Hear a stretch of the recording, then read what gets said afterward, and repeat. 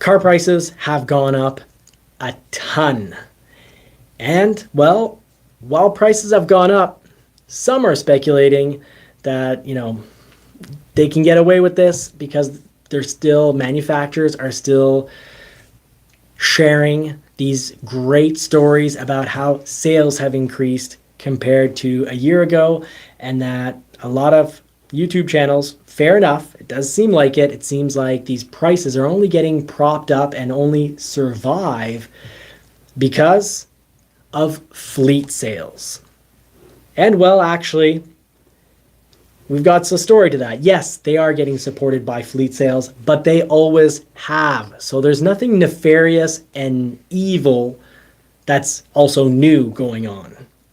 Companies have always tried to keep their prices up with fleet, but then if ever fleet, if you can't sell anymore, if you're starting to lose sales towards governments, towards rental companies, towards major corporations that will buy maybe 2,000, 3,000, 4,000 units at a time, when those sales start to go down and your retail meaning customers, consumers like Marie here and Winston, when those families stop buying their family vehicles, well, that's when you need to drop your prices. That's always been the case. We've got the data to show that story right there. So let's check this out here and head over, actually. Winston decided to wake up. That's bad news for me. So we've got July fleet sales. They've rebounded, but there's nothing nefarious going on here. Manufacturers aren't being saved by fleet sales in any different way than they ever have. So let's just check it out.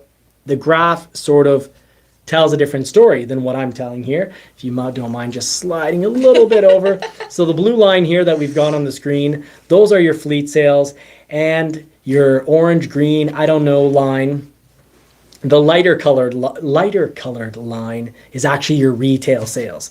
And if we actually look back down here at the beginning, we're looking at 2018. And as you go along, you can see fleet sales in 2018, throughout all of 2018 and all of 2019, fleet sales were always performing better than retail sales. And that changed as of March 2020. What happened in March 2020?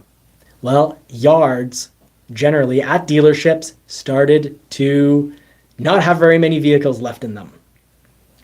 Manufacturers had a choice: continue to provide vehicles to fleet and have your consumers be very upset, or ask fleet, governments, major corporations, hey, could you keep those trucks that we sold you 2 years ago? Normally you switch, 10,000 vehicles every 2 years. We're not going to be able to provide those vehicles. Well, really what they're saying is, put in your order, but we don't think we can, we don't think we can give you those 10,000 vehicles we normally would. We'll give you 1,000. Because, well, they were producing less vehicles. But who were they, we could say, who were they feeding?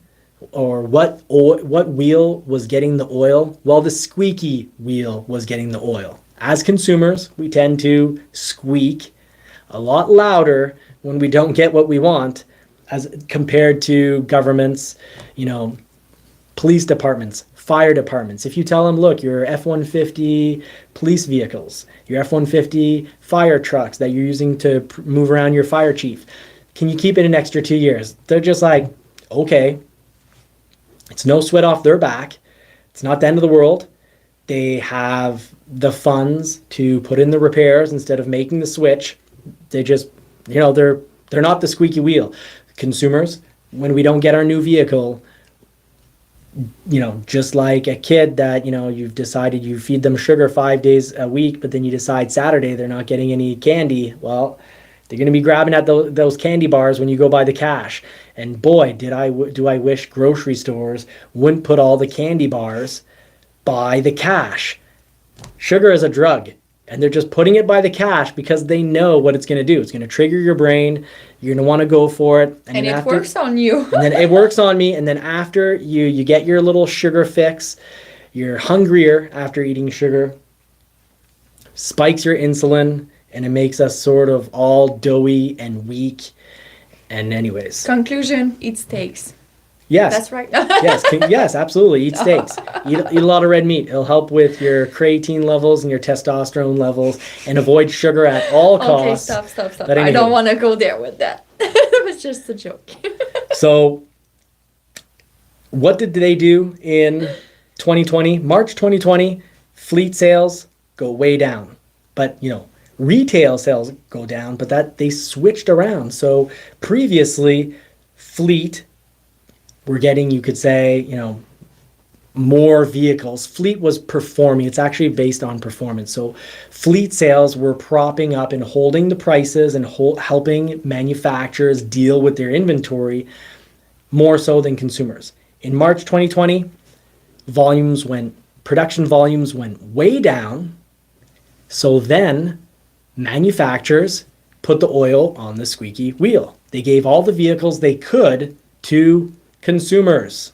They also did that with very specific reasons. They didn't want dealerships to be able to overprice these vehicles. Manufacturers do not like having upset consumers. They don't benefit in any way from dealers ripping consumers off. So here what happens is, throughout 20 to now, many dealerships have been overpricing and marking up their vehicles to consumers.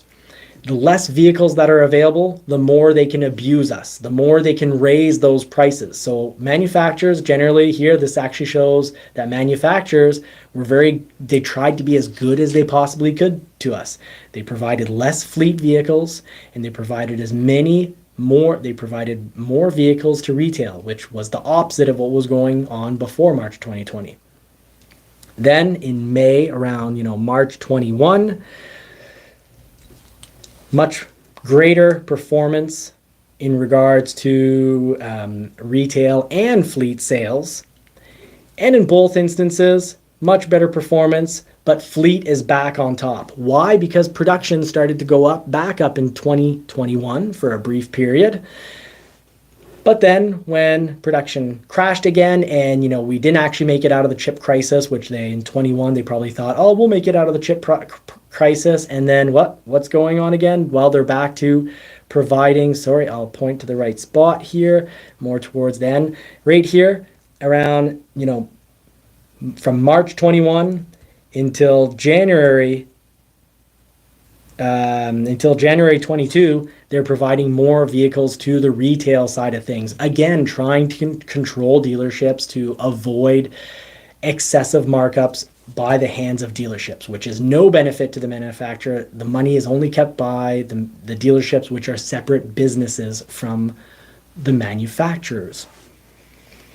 And now, what did they do? For basically 2 years, they provided less vehicles than they normally would to fleet. They preferred and favored and gave more vehicles to retail.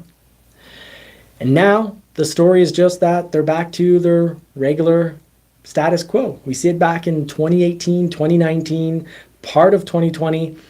Retail was always performing better than, fleet was always performing better than retail. And now we're back to fleet performing better than retail. And here is the big bombshell.